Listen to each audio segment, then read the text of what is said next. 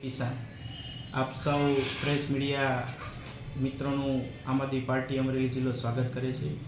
આજની press conference કરવાનો હેતુ એ છે કે જે ભારતીય કડદા પાર્ટી દ્વારા ખેડૂતોનું જે શોષણ કરવામાં આવી રહ્યું છે અને ખેડૂતો ઉપર બર્બરતાપૂર્વક અત્યાચાર કરવામાં આવી રહ્યો છે એને અનુસંધાને છે।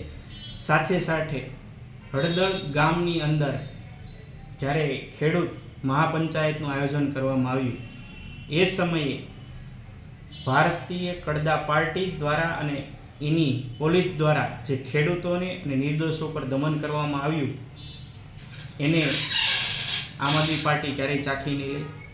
સાથે સાથે કે આમ આદમી પાર્ટી ખેડૂતોના હક માટે હર હંમેશા લડતી રહેશે। આ મહાપંચાયત અંતર્ગત જ્યારે ભાજપને પોતાના પગ નીચેથી જમીન સરકતી દેખાણી ત્યારે આમ આદમી પાર્ટીના પ્રવીણભાઈ રામ, રાજુભાઈ કરપડા તથા અન્ય આગેવાનો જે ખેડૂત નેતાઓ છે ખેડૂતોનો અવાજ બન્યા એમના ઉપર ખોટી ફરિયાદો કરી અને એને જેલ હવાલે કરી અને આંદોલનને દબાવવાનું કામ કરી રહી છે। ત્યારે આમ આદમી પાર્ટી અને તમામ આમ આદમી પાર્ટીના નેતાઓ અને ક્રાંતિકારી કાર્યકર્તાઓ આજે એક એલાન કરે છે કે આવતી 31 તારીખે ખેડૂત મહાપંચાયતનું આયોજન કરવામાં આવેલું છે। 31 ઓક્ટોબર સરદાર વલ્લભભાઈ પટેલજીની 150મી જન્મજયંતિ છે।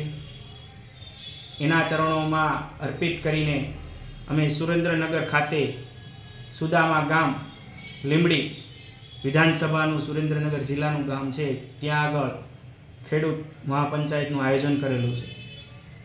તેની અંદર અમારા રાષ્ટ્રીય સંયોજક કેજરીવાલજી સાથે સાથે પંજાબના માનનીય મુખ્યમંત્રી શ્રી ભગવત માનજી પધારી રહ્યા છે।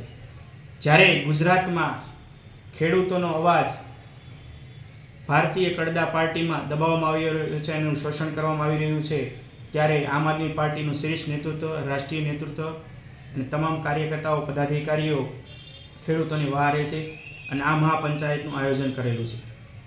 આજે અહીંયાથી અમરેલી જિલ્લામાં તમામને હું નિકુંજ સાવલિયા આમ આદમી પાર્ટી જિલ્લા પ્રમુખ આહવાન કરું છું, ચાલો આપણે આપણા હકની લડાઈ લડીએ અને તાનાશાહી સરકાર સામે આપણે એકજૂટ થઈને આવતી મહાપંચાયતમાં ભેગા થઈએ એવું સૌને આહવાન કરું છું। આવો સૌ સાથે મળીને લડીએ, આપણા હકનું આપણે માગીએ છીએ, નથી કે આપણે કોઈ પાસે ભીખ માગતા।